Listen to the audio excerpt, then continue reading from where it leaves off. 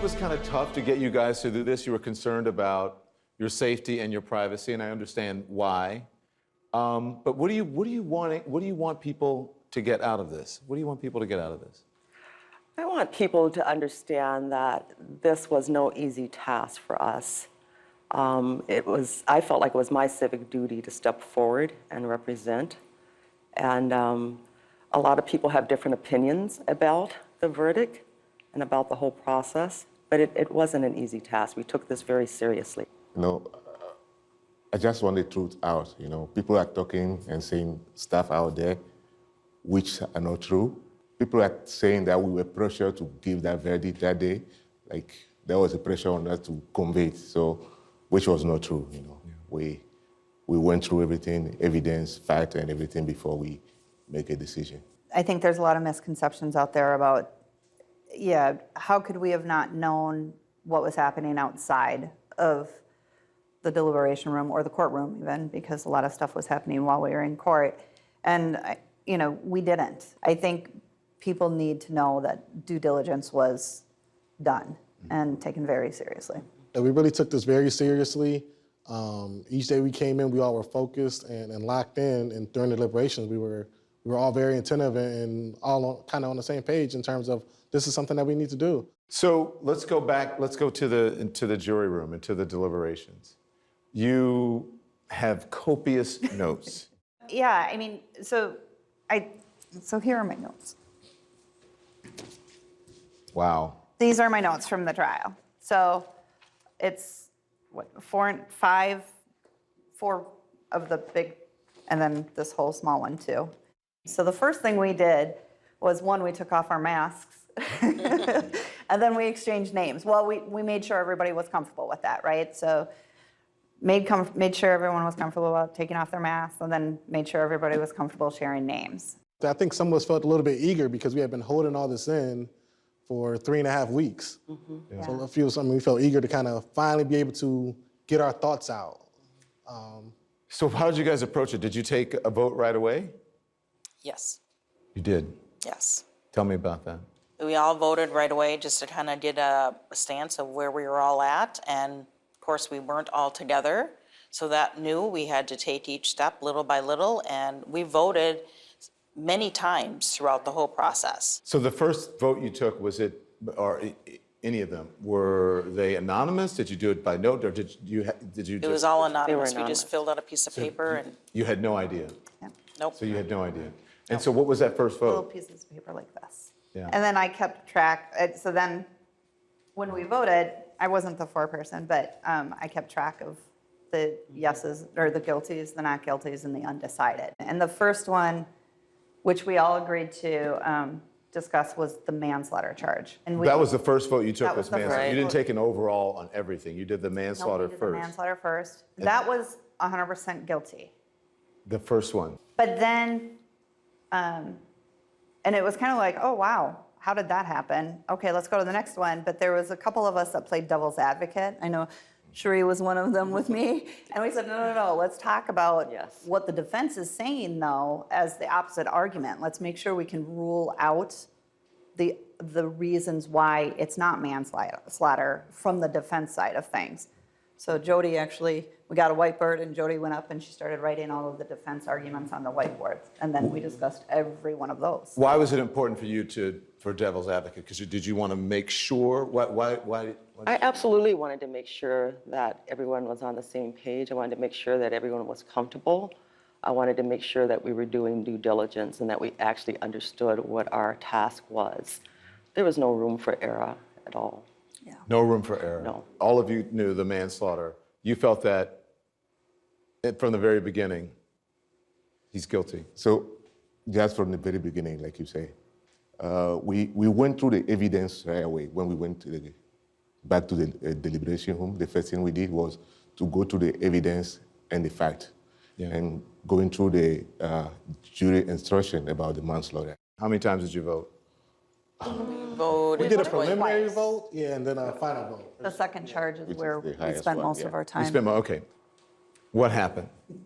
I think we did the same thing, a vote right away just to do a temperature check. Exactly. And I believe it was either 4 or 5 of us initially that said not guilty or undecided. So that one, there was a split. I think we went through 3 or 4 different votes total before it got to all guilty. And so we spent a long time. That's where we actually, this was, you know, for me, it was the first time I'd ever seen the video, was in that courtroom, the whole thing. Because I couldn't watch it before then. And then we had to watch it over and over and over. The video. The video. And you know, I can't even imagine what it was like for some of the other people in the room, but it's traumatic, right? And we actually had a discussion. There was one juror that said, let's not watch the video just to watch the video again. I just can't stand any more of it. And it's like, okay, but we've got to find out, like, that's where I think we watched it mainly just for the checking of the pulse, right? And we're like, how many times did they check for her pulse? What exactly were the words said from one officer to the other? And so we spent a lot of time there. We spent a lot of time going through all of our notes and the different testimonies of people. And so that one took a long time to discuss. So out of all that, there were how many not guilties? I think it was 5 at first. And then 5 out of the 12. And then undecided? I don't remember. I'm not sure if there was even, there may have been 1 undecided and 4 not guilty. Not guilties. Initially. We got to the point actually that we realized for charge 2, at some point, I think it was Jody, I'm pretty sure it was Jody, said, wait a minute, does the intended act of harm have to be the death of George Floyd, or can it be him not providing the life support? And it was like all of a sudden light bulbs just went on for those people, I think, that were undecided or on the not guilty side. Yeah, go ahead. I want to hear from you, Jody. Why is it, you brought that up? What did you, I brought that up because tell me what you it's- brought up and why? I brought up to the fact that this is not what he did, but more or less what he didn't do. He did not provide life-saving measures for George Floyd when he knew that the guy was in pain or needed medical attention. Even the firefighter that was off said, check his pulse, check his pulse. Well, then they checked his pulse and they said, well, do you want to do anything? No, we're leaving him here. He had ample to roll him over and start CPR, and he didn't. He didn't move one bit. And even when the EMS came up and checked him, he never even got up. And he knew he had been lifeless for 30 seconds to a minute.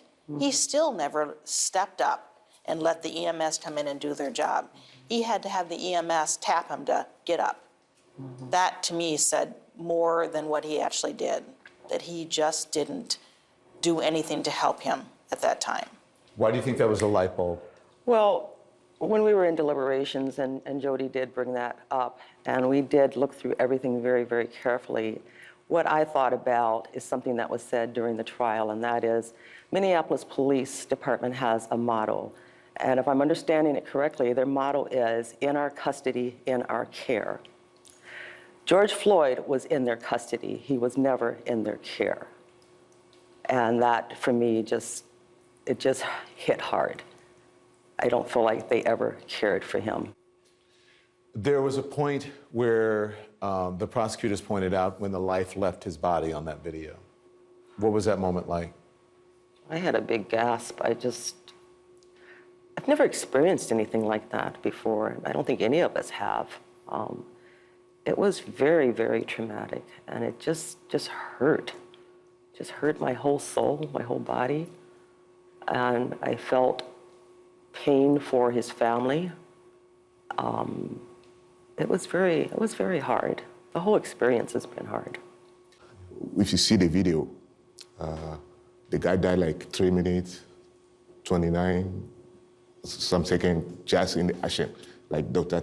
Martin Tobin pointed out when the life left that body. Is that the flicking Yes, you were you referring can see his eyes, he's conscious, and then you see that he isn't.